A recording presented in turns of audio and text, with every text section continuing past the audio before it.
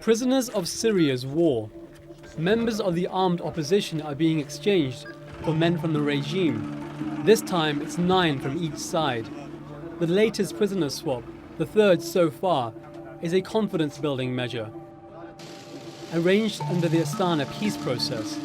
Since 2017, key players of the conflict have been meeting in the Kazakh capital, Nur Sultan, with the aim of reaching a permanent ceasefire. The parties will convene again on Thursday.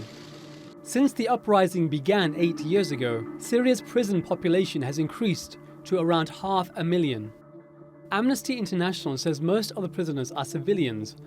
Among them are human rights defenders, journalists, students, and peaceful demonstrators.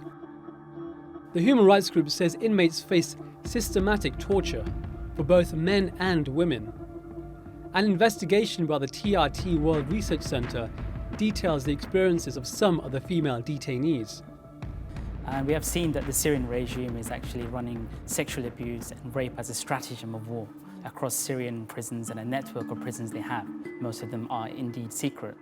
And we have seen incessant rape taking place by these Syrian regime soldiers and law enforcement police, in addition to interrogators. The most notorious facility is Syria prison, around 30 kilometers north of Damascus. فطبعا اول ما يعني السجن هذا يعني رهيب وفي ما بتسمع غير صوت الضرب والتعذيب وناس عم تتعذب يعني ببدايه دخولك لهذا السجن يعني بهي الحاله بتتم يعني انت ضمن المنفردات ممكن تتم حوالي سنه ممكن تتم شهر ممكن تتم سنتين مثلا يعني نحن كنا مثلا خلال وجودنا بالمنفرد. Mass executions have also been recorded at Syria. Amnesty says at least 13,000 people have been killed in the prison since the war began.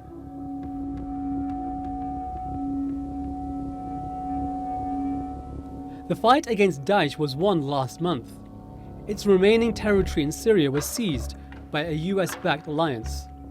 Thousands of Daesh fighters surrendered. They're now being held by the Syrian Democratic Forces, or SDF, a group mostly composed of the YPG terror group. The UN has previously documented cases of the SDF torturing male detainees. Many under their custody are from abroad, such as Shamima Begum, who joined Daesh when she was 15. She's since had her British citizenship revoked. Some European countries have rejected the idea of allowing their citizens to ever return home. They say it will be too difficult to prosecute the former fighters based on sketchy evidence from war zones. The one notable exception is Kosovo, which this past week repatriated more than 100 of its citizens who were part of Daesh. There's concern that if the other SDF prisoners aren't prosecuted or sent home, they'll continue to pose a danger, highlighting the dilemma of detention across Syria. Hyder Abbasi, The Newsmakers.